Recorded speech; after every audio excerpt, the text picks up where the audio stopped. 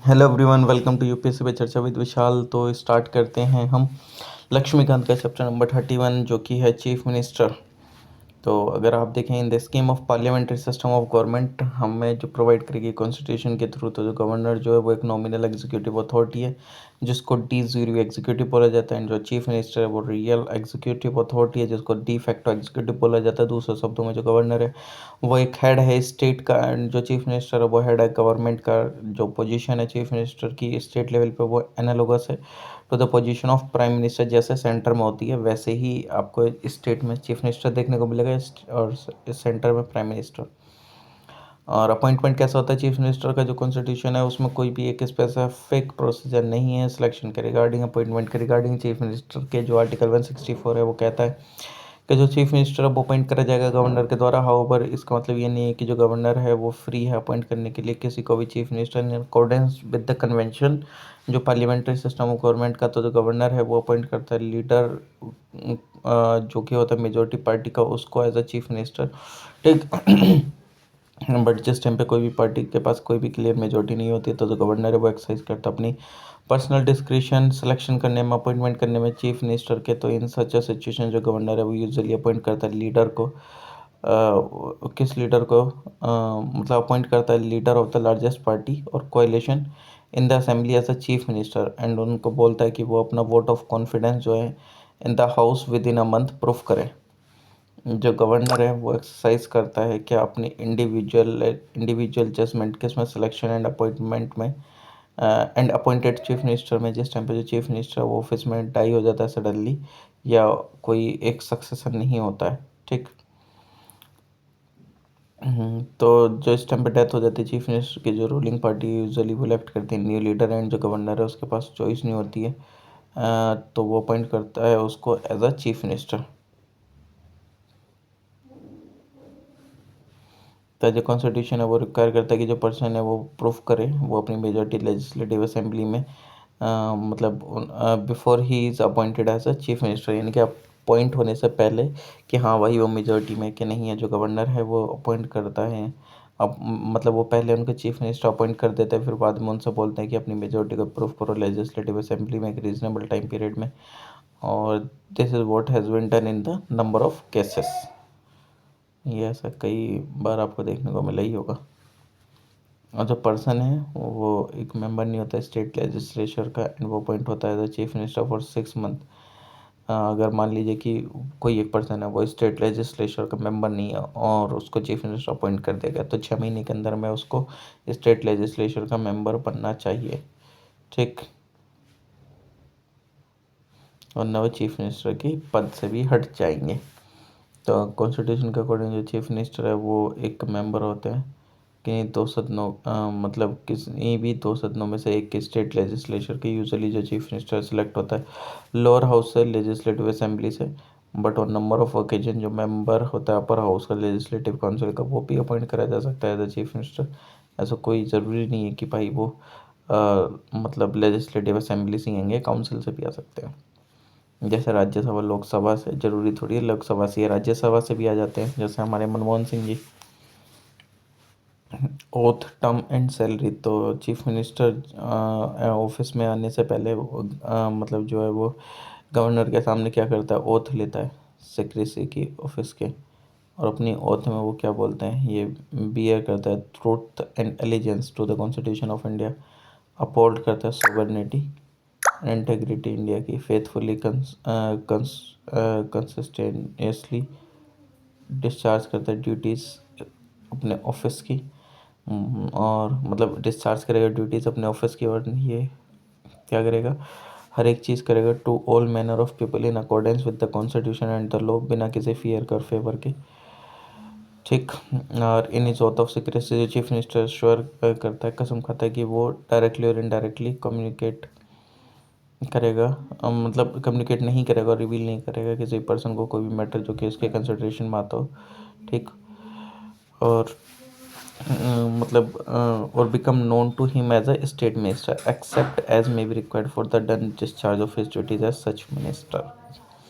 जो टर्म है chief minister का वो फिक्स नहीं होता है, एक तरीके से अगर देखा जाए तो ये तब तक रहता है प्लेजर ऑफ द गवर्नर। क्यों? क्योंकि 5 साल हम बोल दें और बीच में मेजोरिटी ना रहे तो वो सरकार हटानी पड़ जाती है ना। कौन हटाता है? गवर्नर। हावर इसका मतलब ये भी नहीं है कि गवर्नर जो डिसमिस कर सकते हैं उन्हें किसी भी समय पे डिसमिस करे जा सकते हैं गवर्नर के थ्रू, जब तक कि उनके पास मेजोरिटी है तब तक वो रहेंगे, नहीं है मेजोरिटी तो वो उनको डिसमिस कर देंगे जैसे ही कॉन्फिडेंस लूज हो जाएगा मेजोरिटी का। जो सैलरी एंड अलाउंसेस है, in addition to the salary अगर देखा जाए अलाउंसेस वगैरह भी मिलते हैं, ठीक, जो कि एक लेजिस्लेचर के मेंबर को मिलते हैं वो सारे अलाउंसेस इसको भी मिलते हैं, ठीक। फ्री अकोमोडेशन, ट्रैवलिंग अलाउंसेस वगैरह, ये मेडिकल फैसिलिटी सब। पावर एंड फंक्शन क्या होते हैं चीफ मिनिस्टर की? ये जो पावर एंड फंक्शन होते हैं चीफ मिनिस्टर की अगर आप देखें तो in relation to council of minister, जो चीफ मिनिस्टर वो एंजॉय करता है following power as head of the state council of minister. जो गवर्नर है वो अपॉइंट करता है ओनली उन पर्सन्स को एज अ मिनिस्टर जो कि रिकमेंड करे जाते हैं चीफ मिनिस्टर के द्वारा। ये एलोकेट करते हैं, रिसफर करते हैं पोर्टफोलियोज को अमंग मिनिस्टर। ये पूछ सकते हैं मिनिस्टर से कि वो रिज़ाइन, मतलब he can ask a minister to resign, और एडवाइस कर सकते हैं गवर्नर को कि उनको डिसमिस कर दीजिए, ठीक। और प्रिसाइड कर सकते हैं over the meeting of council of minister. ये प्रिसाइड करते हैं over the meetings of council of minister and influence करते हैं उनको, डिसीजन को गाइड करते हैं, डायरेक्ट करते हैं, कंट्रोल करते हैं, कोऑर्डिनेट करते हैं एक्टिविटीज़ को सारे मिनिस्टर्स की। और he can bring about the collapse of the council of minister by resigning from office, यानी कि जैसे ही ये रिज़ाइन मार देंगे तो ऑब्वियसली आता काउंसिल ऑफ मिनिस्टर को भी पूरा कोलैप्स होना पड़ेगा। तो जो चीफ मिनिस्टर वो head of the council of minister है, इसका जो रेजिग्नेशन है वो पूरा डेथ हो जाती है, पूरे ऑटोमेटिकली डिजोल्व हो जाता है काउंसिल ऑफ मिनिस्टर। और जो रेजिग्नेशन और जो डेथ है किसी मिनिस्टर की ऑन द अदर हैंड, वो क्रिएट करता है एक वैकेंसी विच जो चीफ मिनिस्टर मे और may not like to fill, मतलब वो उसको फिल करें ना करें वो एक अलग चीज़ है, चीफ मिनिस्टर के ऊपर रह जाती है वो चीज़। इन रिलेशन टू गवर्नर अगर देखा जाए तो जो चीफ मिनिस्टर वो एंजॉय करते हैं following power in relation to the governor. ये इस प्रिंसिपल चैनल होता है कम्युनिकेशन का between the governor and the council of minister. ये ड्यूटी होती है चीफ मिनिस्टर की, ठीक। और एकोमोडेट करते हैं किसको? गवर्नर को ऑफ द स्टेट, जितने भी सारे डिसीजंस हैं काउंसिल ऑफ मिनिस्टर से रिलेटेड वगैरह, एडमिनिस्ट्रेशन से रिलेटेड, ये प्रपोजल कोई भी होता है लेजिस्लेशन के रिगार्डिंग, ये फर्निश करते हैं कोई भी इंफॉर्मेशन जो कि रिलेटेड होती है एडमिनिस्ट्रेशन से, स्टेट के अफेयर प्रपोजल से रिलेटेड लेजिस्लेशन के। एज अ गवर्नर जब भी उनको बुलाए तो उनको इन्फॉर्मेशन देनी भी पड़ती है भाई चीफ मिनिस्टर से। गवर्नर जब भी इन्फॉर्मेशन मांग ले तो जो गवर्नर है वो रिक्वायर करता है कि कंसिडरेशन करना काउंसिल ऑफ मिनिस्टर से किसी मैटर पे, तो वो उनसे डिसीजन ले सकता है, ठीक। और जो कि अभी कंसिडर ना करा गया काउंसिल के द्वारा बट उस पर कंसिडरेशन लेना हो तो वो कर सकते हैं। ये एडवाइस करते हैं गवर्नर को अपॉइंटमेंट से रिलेटेड इंपॉर्टेंट ऑफिशियल जैसे कि एडवोकेट जनरल, चेयरमैन, मेंबर से related, state public service commission के, स्टेट इलेक्शन कमीशन से related. In relation to state legislature जो चीफ मिनिस्टर एंजॉय करता है जितने भी फॉलोइंग पावर है leader of the house, advice करता है गवर्नर को विद रिगार्ड टू द सम्मान करना, प्रोरोगेट करना सेशन का स्टेट लेजिस्लेचर के। ये रिकमेंड करता है डिसोल्यूशन लेजिस्लेटिव असेंबली का गवर्नर को एट एनी टाइम। ये अनाउंस करता है जो government policies on the floor of the house. और कुछ other power and function in addition, ये जो चीफ मिनिस्टर ऑल्सो परफॉर्म करता है फॉलोइंग फंक्शन। ये एक्ट करता है as the chairman of the state planning board, ये एक्ट करता है as a vice chairman concern zonal council का बाय रोटेशन, जो कि होल्ड करता है office for a period of 1 year at a time. ये मेंबर होते हैं इंटायर स्टेट काउंसिल का, गवर्न करते हैं काउंसिल को नीति आयोग के, एंड जो कि हेड करी जाती है प्राइम मिनिस्टर के द्वारा। ये चीफ स्पोक पर्सन होते हैं स्टेट गवर्नमेंट के। ये क्राइसिस मैनेजर होते हैं इन चीफ पॉलिटिकल लेवल पर ड्यूरिंग इमरजेंसीज। ये एक लीडर होते हैं स्टेट के जो कि मिलते हैं अलग सेक्शन से, पीपल कैन रिसीव करते हैं मेमोरेंडा उनसे और regarding their problem and so on.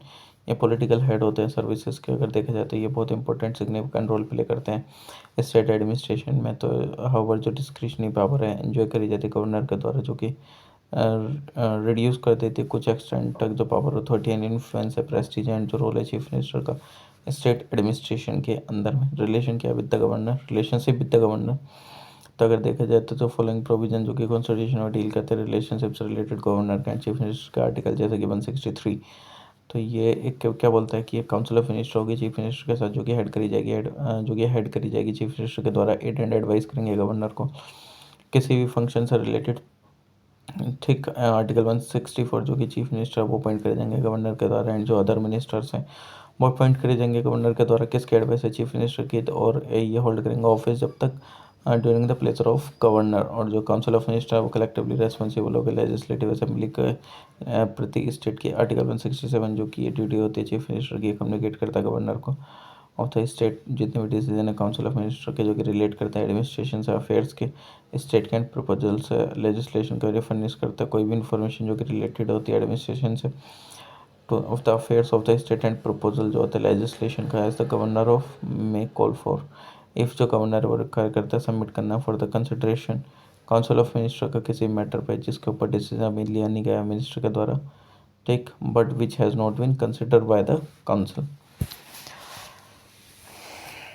Articles जो कि रिलेटेड है chief minister at a glance, article 163 जो कि काउंसिल ऑफ मिनिस्टर जो कि एड एंड एडवाइस करते हैं गवर्नर को, 164 कुछ other provinces provisions as to minister, 166 conduct of business देखने को मिलता है गवर्नमेंट को ऑफ स्टेट, 167 ड्यूटीज देखने को मिलेंगी चीफ मिनिस्टर की as respect the furnishing of information to governor, 177 ये right of ministries as respect the houses. Next chapter number 32 state council of ministers. तो जैसे कि अगर आप कॉन्स्टिट्यूशन ऑफ इंडिया देखते हैं ये प्रोवाइड करता है parliamentary system of government in the states on the union pattern, और जो काउंसिल ऑफ मिनिस्टर हेड करी जाती है चीफ मिनिस्टर के द्वारा, एक रियल एग्जीक्यूटिव अथॉरिटी है पॉलिटिकल एडमिनिस्ट्रेशन सिस्टम में। स्टेट के जो काउंसिल है मिनिस्टर के स्टेट में वो कॉन्स्टिट्यूट करी जाती है एंड फंक्शन करी जाती है इन द सेम वे जैसे काउंसिल ऑफ मिनिस्टर करता है सेंटर में, और जो प्रिंसिपल है पार्लियामेंट्री सिस्टम का गवर्नमेंट के वो are not detail in constitution, but जो दो आर्टिकल है 163 164 वो डील करते हैं इस चीज़ से ब्रॉड में स्केच एंड जनरल मैनर में। जो आर्टिकल 163 है वो डील करता है स्टेटस से काउंसिल ऑफ मिनिस्टर के, बाद जो आर्टिकल 164 है वो डील करता है अपॉइंटमेंट से related, tenure, responsibility, qualification, auth and salaries allowances से रिलेटेड मिनिस्टर्स के। कॉन्स्टिट्यूशनल प्रोविज़न अगर आप देखेंगे तो जो आर्टिकल 163 है जो काउंसिल ऑफ मिनिस्टर है टू एड एंड एडवाइस करेगा किसको, गवर्नर को। तो एक काउंसिल ऑफ मिनिस्टर रहते हैं जो कि विद द चीफ मिनिस्टर जो कि हेड करते हैं एड एंड एडवाइस करते हैं गवर्नर को इन द एक्सरसाइज करने में फंक्शन के, except in so far as he required to exercise his function in his discretion. If अगर कोई भी क्वेश्चन अराइज होता है वेदर कोई भी जो मैटर है वो फॉल करता है with in the governor discretion और नोट, तो जो डिसीजन होता है गवर्नर का वो फाइनल होता है, एंड जो वैलिडिटी होती है किसी भी चीज़ की वो करी जाती है गवर्नर के द्वारा, और उसको क्वेश्चन नहीं करा जा सकता कि किस ग्राउंड पे ही ought और ought not to be acting in his discretion. जो एडवाइस है वो टेंडर करी जाती है मिनिस्टर्स के द्वारा to the governor and shall not be inquired into in any court.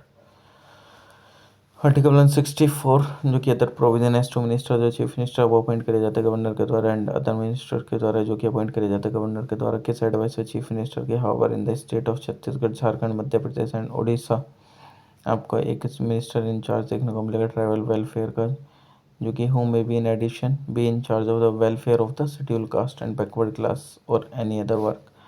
और जो स्टेट होता है बिहार को एक्सक्लूड कर दिया जाता है इस प्रोविजन से by the 94th amendment act 2006। और जो टोटल नंबर ऑफ मिनिस्टर्स होते हैं वो इंक्लूड करते हैं चीफ मिनिस्टर को in the council of minister in A state, वो एक्सीड कर नहीं कर सकता 15% को जो टोटल स्ट्रेंथ होती है लेजिस्लेटिव असेंबली की ऑफ दैट स्टेट, बट जो नंबर होता है मिनिस्टर्स का वो इंक्लूड करता है चीफ मिनिस्टर को इन ए स्टेट, और वो लेस देन 12 होता है, मतलब 12 से कम नहीं हो सकता, लेस देन। ये जो प्रोविज़न ऐड करा गया था 91st अमेंडमेंट एक्ट 2003 के थ्रू, जो मेंबर है किसी भी हाउस सदन का स्टेट लेजिस्लेचर के बिलोंग करते किसी पॉलिटिकल पार्टी को डिस्क्वालीफाई हो सकता है on the ground of defection, ठीक सेल, और वो डिस्क्वालीफाई हो सकता है to be appointed as a minister. जो प्रोविज़न ये ऐड करा गया था 91st अमेंडमेंट एक्ट 2003। और जो मिनिस्टर है वो होल्ड करता है office during the pleasure of the governor, जो काउंसिल ऑफ मिनिस्टर है वो एक्ट करते हैं कलेक्टिवली रेस्पॉन्सिबल होती है to the state legislative assembly. जो गवर्नर है वो एडमिनिस्टर करता है oath of office and secrecy to a minister. और जो मिनिस्टर है वो मेंबर नहीं होता है स्टेट लेजिस्लेचर का ऑफ मतलब 6 महीने तक, मतलब अगर आप देखें तो जो मिनिस्टर है जो कोई भी मेंबर नहीं है स्टेट लेजिस्लेचर का तो उसको 6 महीने के अंदर में मेंबर बनना पड़ेगा, वरना वो मिनिस्टर के पद से हटा दिया जाएगा। जो सैलरीज एंड अलाउंसेस है मिनिस्टर के वो डिटरमाइन करे जाते हैं स्टेट लेजिस्लेचर के द्वारा।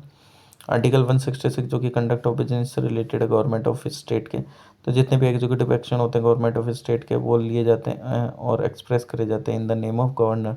और जो भी कोई ऑर्डर एंड अदर इंस्ट्रूमेंट जो कि बनाए जाते हैं एग्जीक्यूट करे जाते हैं in the name of governor, वो भी ऑथेंटिकेट होते हैं उस मैनर में जैसे कि स्पेसिफाई करे गए हैं रूल्स में जो कि जब बनाए गए हैं गवर्नर के द्वारा। फर्दर जो वैलिडिटी होती है इन सब ऑर्डर की और इंस्ट्रूमेंट की वो ऑथेंटिकेट नहीं होती है एंड उनको क्वेश्चन नहीं करा जा सकता ऑन द ग्राउंड जो कि that is not on order और इंस्ट्रूमेंट मेड और एग्जीक्यूटेड बाय द गवर्नर। जो गवर्नर होते हैं वो रूल बनाते हैं for the more convenient transaction of the business of the government of the state and allocation and for the allocation among ministers of the said business insofar as it is not business with respect to which the governor is required to act in his discretion। Article 167 जो कि duties होती हैं chief minister की, ये duty होती है chief minister की हर एक स्टेट के कि कम्युनिकेट करे गवर्नर के साथ स्टेट के हर एक डिसीजन में काउंसिल ऑफ मिनिस्टर के जो कि रिलेट करता है एडमिनिस्ट्रेशन से, स्टेट के अफेयर्स एंड प्रपोजल से लेजिस्लेशन के, और फर्निश करे कोई भी इंफॉर्मेशन जो कि रिलेटेड एडमिनिस्ट्रेशन से अफेयर्स से एंड स्टेट के एंड प्रपोजल से for legislation as the governor जब भी वो उसको बुलाए। इफ़ जो गवर्नर है वो उसको रिक्वायर इफ़ सॉरी मतलब अगर उसको ज़रूरत पड़ती है तो वो मतलब वो मांगता है तो सबमिट करना पड़ता है consideration of the council of minister किसी मैटर में जिस पर सो डिसीजन है अभी लिया गया मिनिस्टर के द्वारा या अभी कंसिडर नहीं करा गया काउंसिल के द्वारा। 177 जो कि राइट है मिनिस्टर्स का एज रेस्पेक्ट द हाउस, यानी कि हर एक मिनिस्टर जो है उसके पास राइट है कि वो बोल सकता है एंड पार्ट ले सकता है प्रोसीडिंग्स में असेंबली की एंड ऑल्सो द काउंसिल जिस भी स्टेट में होती है एंड कोई भी जो कमेटी होती है स्टेट लेजिस्लेचर की जिसमें भी उसका नाम जिसका भी वो मेंबर है उसमें बोल सकता है आराम से। और but he shall not entitle to vote, मतलब वो वोट नहीं कर सकता एक तरीके से, ऐसा समझ सकते हो। जिस कमेटी का मेंबर हो वो उसमें तो करेगा ही। नेचर क्या होता है advice by minister, nature of advice by minister, तो आर्टिकल 163 जो कि प्रोवाइड करता है काउंसिल ऑफ मिनिस्टर जिसमें जो चीफ मिनिस्टर होते हैं एट द हेड होते हैं एंड एडवाइस करते हैं गवर्नर को क्या एक्सरसाइज करने में अपना function except discretionary one, if अगर कोई भी क्वेश्चन राइज होता है वेदर जो मैटर है वो फॉल करता है with in the governor discretion और नॉट, तो डिसीजन होता है गवर्नर का फाइनल होता है एंड जो वैलिडिटी होती है किसी भी चीज़ की done by him cannot be called in question on the ground and he ought not to be acted in his discretion। Further जो नेचर होता है एडवाइस जो कि टेंडर करी जाती है मिनिस्टर के द्वारा गवर्नर को, वो इंक्वायरी नहीं करी जा सकती उसके किसी भी कोर्ट में। जो प्रोविज़न है वो एम्फोसाइज करता है intimate and confidential relationship between governor and the minister. 1971 में अगर देखेंगे तो सुप्रीम कोर्ट ने रूल करा था कि जो काउंसिल ऑफ मिनिस्टर है जो कि ऑलवेज एग्जिस्ट करती है एडवाइस करने के लिए गवर्नर को, इवन उसके डिसोल्यूशन के बाद भी स्टेट लेजिस्लेटिव असेंबली के और रिजिग्नेशन के बाद भी काउंसिल ऑफ मिनिस्टर के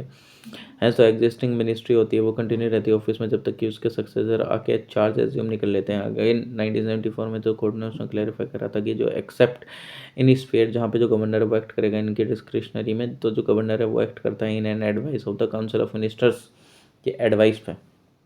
ये he is not required to act personally, यानी कि वो पर्सनली एक्ट नहीं करता है बिना किसी एडवाइस के काउंसिल ऑफ मिनिस्टर की, और ना ही उनके खिलाफ जाके वो करते हैं against the advice of council of ministers.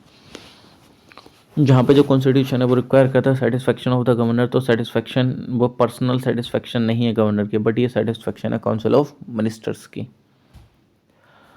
Appointment कैसा होता है मिनिस्टर्स का, तो जो चीफ मिनिस्टर है वो अपॉइंट करे जाते हैं गवर्नर के द्वारा, तो जो अदर मिनिस्टर अपॉइंट करे जाते हैं गवर्नर के द्वारा किसके एडवाइस पे चीफ मिनिस्टर की, इसका मतलब ये होता है कि जो गवर्नर है वो अपॉइंट कर सकते हैं उन्हीं में पर्सन को मिनिस्टर जो कि रिकमेंड करे जाएंगे चीफ मिनिस्टर के द्वारा।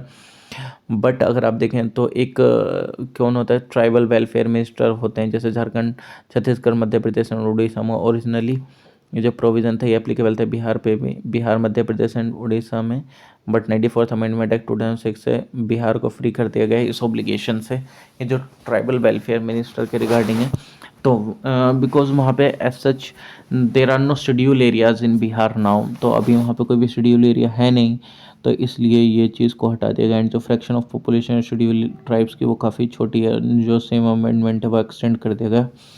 और provision to the newly formed state, किसको, छत्तीसगढ़ एंड झारखंड के यूजुअली जो मेंबर होते हैं स्टेट लेजिस्लेचर के, आइदर लेजिस्लेटिव असेंबली के, लेजिस्लेटिव काउंसिल के, वो अपॉइंट करे जाते हैं एज अ मिनिस्टर। और जो कोई भी पर्सन मेंबर नहीं होता किसी भी सदन का और उसको अपॉइंट कर दिया जाता है मिनिस्टर्स, तो वो विद इन 6 मंथ उसको मेंबर बनना होगा। दोनों में से किसी सदन का बनना, वो मिनिस्टर नहीं रह सकता है। तो जो कोई भी मिनिस्टर जो कि मेंबर होता है किसी भी सदन का स्टेट के लेजिस्लेचर का, उसको एक हक होता है कि वो राइट टू स्पीक, मतलब वो बोल सकता है, पार्ट ले सकता है प्रोसीडिंग्स में दूसरे सदन के भी, बट वो वहाँ पे जाके वोट नहीं कर सकता। अगर वो मतलब मान लीजिए लेजिस्लेटिव काउंसिल का मेंबर है तो लेजिस्लेटिव असेंबली में वोट नहीं कर सकता है। ओथ एंड सैलरीज जो होती है मिनिस्टर्स की, तो अपने ऑफिस में जाने से पहले गवर्नर जो कि उनको क्या दिलाते हैं, ओथ दिलाते हैं सीक्रेसी की ऑफिस के। तो ये बियर करते हैं truth and allegiance to the constitution of India, uphold करेंगे sovereignty and integrity of India faithfully and consistential conscientiously discharge करेंगे ड्यूटीज़ अपने ऑफिस की। और ये to do right to all manner of people in accordance with the constitution and the law, बिना किसी fear और favour के, अफेक्शन और इल और विल के। और अपनी जो ये ओथ है सीक्रेसी की, तो जो मिनिस्टर है वो स्वेयर करते हैं कि वो डायरेक्टली और इनडायरेक्टली कम्युनिकेट करेंगे, रिवील नहीं करेंगे कुछ भी मैटर जो कि उनके अंडर में आता हो, ठीक। बट करेंगे भी तो वो अपने मिनिस्टर वगैरह को ही करेंगे एज सच, ठीक, आपस में एक तरीके से। और जो सैलरीज एंड अलाउंसेज है वो डिटरमाइन करी जाती हैं स्टेट लेजिस्लेचर के द्वारा टाइम टू टाइम। और जो मिनिस्टर वो सैलरी पाता है जो कि पेबल होती है to the member of a state legislature. और एडिशनली उसको समट्यूरी अलाउंसेस मिल जाते हैं उसकी रैंक के अकॉर्डिंग, free accommodation, travelling allowance, medical facilities वगैरह, ठीक। रेस्पॉन्सिबिलिटी क्या होती है मिनिस्टर्स की, रेस्पॉन्सिबिलिटी ऑफ मिनिस्टर्स, तो कलेक्टिव रेस्पॉन्सिबिलिटी देखने को मिलेगी जो फंडामेंटल प्रिंसिपल है जो कि underlying the work of parliamentary system of government. तो ये प्रिंसिपल है कलेक्टिव रेस्पॉन्सिबिलिटी का, जो आर्टिकल 164 अब क्लियरली स्टेट करता है कि जो council of minister collectively responsible है to the state legislative assembly of the state. इसका मतलब ये है कि जितने भी मिनिस्टर्स होते हैं वो जॉइंट रिस्पॉन्सिबिलिटी लेते हैं लेजिस्लेटिव असेंबली के फॉर ऑल देयर एक्ट जो भी उनके द्वारा करे गए हैं, और act of formation and commission. और ये वर्क करते हैं as a team, swim and sink together, यानी कि ये डूबेंगे भी एक साथ और उछलेंगे भी एक साथ। और जिस टाइम पे जो व्हेन द लेजिस्लेटिव असेंबली, जिस टाइम पर लेजिस्लेटिव असेंबली पास कर देती है no confidence motion against the council of minister, तो जितने भी मिनिस्टर्स हैं वो रिज़ाइन करते हैं, इंक्लूडिंग दोज मिनिस्टर जो कि who are from the legislative council. Alternative जो काउंसिल ऑफ मिनिस्टर होती है वो एडवाइस करते हैं गवर्नर को और डिसॉल्व करने के रिगार्डिंग लेजिस्लेटिव असेंबली को on the ground that the house does not represent the view of the elector, मतलब कि किस ग्राउंड पे कि ये जो मतलब जो लेजिस्लेटिव असेंबली है वो बेसिकली क्या रिप्रेजेंट नहीं कर रही है इलेक्टोरल के व्यूज़ को फेथफुली, तो इसलिए फ्रेश इलेक्शंस की ज़रूरत है। तो जो गवर्नर है वो ऑब्लिग नहीं है कि वो council of ministers may not oblige कि the council of minister which has lost the confidence of the legislative assembly. जो प्रिंसिपल है कलेक्टिव रेस्पॉन्सिबिलिटी का, इसका मतलब ये भी है एक तरीके से अगर देखा जाए तो कि जो कैबिनेट डिसीजन है वो बाइंडिंग है हर एक कैबिनेट मिनिस्टर पे एंड अदर मिनिस्टर पे, इवन इफ़ अगर उनको डिफर्ड कर दिया गया कैबिनेट मीटिंग से, ये ड्यूटी है हर एक मिनिस्टर की वो स्टैंड हो अपने कैबिनेट डिसीजन के साथ एंड सपोर्ट करें, ठीक, both with in and outside the state legislature. If अगर कोई भी मिनिस्टर डिसएग्री होता है विद द कैबिनेट डिसीजन तो ये प्रिपेयर नहीं है डिफेंड करने के लिए, तो उसको रिज़ाइन करना चाहिए। तो जो अदर मिनिस्टर्स हैं वो भी रिज़ाइन है, मतलब उन्होंने भी रिज़ाइन करा अपने past owing to their differences with the cabinet. Individual responsibility अगर देखी जाए तो आर्टिकल 164 को कंटेन करता है प्रिंसिपल इंडिविजुअल रेस्पॉन्सिबिलिटी का। इसका मतलब ये है कि जो मिनिस्टर है वो होल्ड करता है office during the pleasure of the governor. इसका मतलब ये है कि जो गवर्नर है वो रिमूव कर सकता है मिनिस्टर को एक किसी भी समय पर, जिस टाइम पे जो काउंसिल ऑफ मिनिस्टर है वो एंजॉय करते हैं confidence of the legislative assembly, तब तक तो वो रहेंगे, लेकिन नहीं करते हैं एक कॉन्फिडेंस में नहीं है तो तब तो वो पूरे चले जाते हैं। बट जो गवर्नर है वो रिमूव कर सकता है मिनिस्टर को भी, ओनली किसकी एडवाइस पे, चीफ मिनिस्टर की। इन केस ऑफ डिफरेंस आपको देखने को मिल जाता है ओपिनियन का या डिससेटिस्फेक्शन देखने को मिल जाता है उस मिनिस्टर के साथ में, चीफ मिनिस्टर वगैरह का, ठीक, तो वो उसको बोल सकते हैं या तो तुम रिजाइन दे दो या गवर्नर को बोल सकते हैं इनको डिसमिस कर दो। तो बाय एक्सरसाइजिंग दिस पावर तो जो चीफ मिनिस्टर वो इंश्योर करते हैं रियलाइजेशन का कि रूल ऑफ कलेक्टिव रेस्पॉन्सिबिलिटी है भाई साहब, नो लीगल रेस्पॉन्सिबिलिटी, यानी कि एज एट द सेंटर कोई प्रोविज़न नहीं है कॉन्स्टिट्यूशन के अंदर में कि for system of legal responsibility of the minister किसी भी स्टेट में। तो ये इसको मतलब इट इज़ नॉट रिक्वायर्ड कि जो कोई भी ऑर्डर है गवर्नर का फॉर अ पब्लिक वो शुड भी काउंटर साइन करा जाए मिनिस्टर के द्वारा। मोर ओवर जो कोर्ट्स है वो बार्ड करे जाते हैं इंक्वायरी करने से into the nature of advice जो कि रेंडर करी गई है मिनिस्टर्स के द्वारा टू द गवर्नर। कंपोजिशन क्या है काउंसिल ऑफ मिनिस्टर्स की, तो जो कॉन्स्टिट्यूशन है वो स्पेसिफाई नहीं करता है size state council of ministers का और रैंकिंग का मिनिस्टर्स के, ये डिटरमाइन करा जाता है चीफ मिनिस्टर के द्वारा according to the exigencies of the time and requirement of the situation। Like at the centre in the state too जो काउंसिल ऑफ मिनिस्टर्स हैं वो कंसिस्ट करते हैं 3 कैटेगरीज मिनिस्टर की, नेमली जैसे cabinet minister, ministers of state, deputy minister. जो differences होते हैं इनके बीच में वो लाइक करते हैं their respective ranks, emoluments and political importance. और at the top of all this minister कौन रहता है, chief minister, supreme governing authority है स्टेट के अंदर में। जो कैबिनेट मिनिस्टर वो हेड करता है important departments of the state government जैसे कि home, education, finance, agriculture and so fourth. ये जो मेंबर्स हैं कैबिनेट के अटेंड करते हैं मीटिंग्स को एंड प्ले करते हैं इंपॉर्टेंट रोल डिसाइड करने में पॉलिसीज़, और इनकी जो रेस्पॉन्सिबिलिटी एक्सटेंड होती है over the entire gamete of state government. जो मिनिस्टर्स हैं स्टेट के वो can either be given independent charge of department और वो अटैच्ड होते हैं तो कैबिनेट मिनिस्टर। हाउएवर ये जो है वो मेंबर्स नहीं होते कैबिनेट के एंड ये अटेंड नहीं करते कैबिनेट मीटिंग अनलेस जो स्पेशली इनवाइटेड ना हो व्हेन समथिंग, जिस टाइम पे कोई मतलब अगर कोई चीज़ रिलेटेड ना हो उनके डिपार्टमेंट से कंसिडर करी जाए कैबिनेट के द्वारा। नेक्स्ट इन रैंक बाद में कौन आता है, डेप्यूटी मिनिस्टर, और इनको कोई इंडिपेंडेंट चार्ज नहीं मिलता डिपार्टमेंट का, ये अटैच्ड होते हैं to the cabinet ministers and assist होते हैं उनके administrative, political and parliamentary duties में। ये मेंबर नहीं होते कैबिनेट के एंड ये अटेंड नहीं करते हैं कैबिनेट मीटिंग्स को। एट टाइम्स जो काउंसिल ऑफ मिनिस्टर्स हैं वो इंक्लूड करते हैं डेप्यूटी चीफ मिनिस्टर को, एंड जो डेप्यूटी चीफ मिनिस्टर होते हैं वो अपॉइंट करे जाते हैं mostly for local political reasons. Cabinet जो कि एक स्मॉलर बॉडी होती है जिसको बोला जाता है एक स्मॉलर बॉडी जिसको कैबिनेट बोलते हैं, एक न्यूक्लियस होता है काउंसिल ऑफ मिनिस्टर का, ये कंसिस्ट करती है ओनली कैबिनेट मिनिस्टर्स को। ये एक रियल सेंटर होता है अथॉरिटी का स्टेट गवर्नमेंट में, परफॉर्म करता है फॉलोइंग रूल। ये एक हाईएस्ट डिसीजन मेकिंग अथॉरिटी होती है पॉलिटिकल एडमिनिस्ट्रेटिव सिस्टम में स्टेट के। ये एक चीफ पॉलिसी होती है formulating body of the state government. ये एक सुप्रीम एग्जीक्यूटिव अथॉरिटी होती है स्टेट गवर्नमेंट की। एक चीफ कोऑर्डिनेटर होता है स्टेट एडमिनिस्ट्रेशन की, एक एडवाइजरी बॉडी होती है गवर्नर की। ये चीफ क्राइसिस मैनेजर होता है एंड ये डील करता है विद ऑल इमरजेंसी सिचुएशन, ये डील करता है with all major legislative and financial matter, exercise करता है control over higher appointment like constitutional authorities and senior secretariat administrators. Cabinet committee अगर देखा जाए तो जो कैबिनेट कमेटी है जो कैबिनेट है वो वर्क करती है थ्रू वेरियस कमिटमेंट जिसको हम बोलते हैं कैबिनेट कमेटी, और 2 टाइप्स के देखने को मिलते हैं, स्टैंडिंग एंड एड हॉक।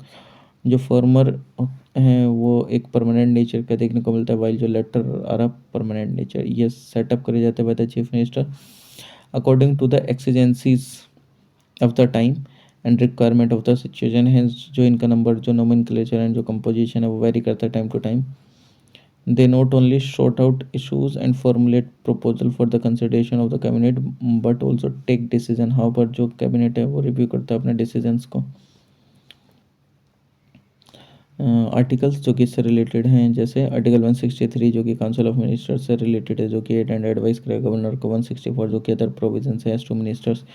166 जो कि कंडक्ट ऑफ बिजनेस से रिलेटेड गवर्नमेंट का ऑफिस स्टेट। 167 ड्यूटीज है चीफ मिनिस्टर की as respect the furnishing of information to governor. 177 जो कि राइट है मिनिस्टर्स के as respect the houses. Okay तो चलिए next chapter number 33 next video में स्टार्ट करते हैं। Please like share comment and subscribe. मिलते हैं नेक्स्ट वीडियो में।